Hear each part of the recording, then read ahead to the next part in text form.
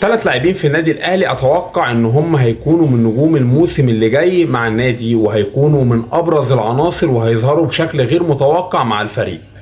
اول لاعب معانا هو اللاعب كريم فؤاد اللي هيكون من نجوم الموسم اللي جاي مع النادي الاهلي، ربنا يبعد عنه الاصابات. لعيب ممتاز جدا وحظه وحش جدا مع النادي الاهلي، واتوقع انه هيكون من افضل اللاعبين في الموسم اللي جاي، وهيكون صفقة سوبر للنادي الاهلي.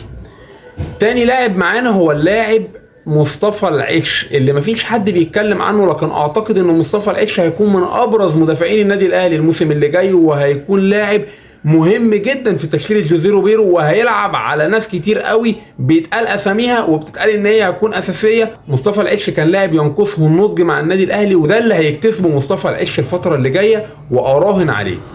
تالت لاعب معانا وهو اللاعب طاهر محمد طاهر، اللي ما اعتقدش ان هو هيفرط في مركزه بالساهل لاي حد من نجوم المنطقه الاماميه دي اللي فيها نجوم كبيره جدا جدا جدا. طاهر مش هيسيب مكانه بالساهل، وهيكون من افضل العناصر الموسم اللي جاي، واتوقع ده. لو انت تتوقع لاعب يكسر الدنيا غير دول، اكتب لي في الكومنتات.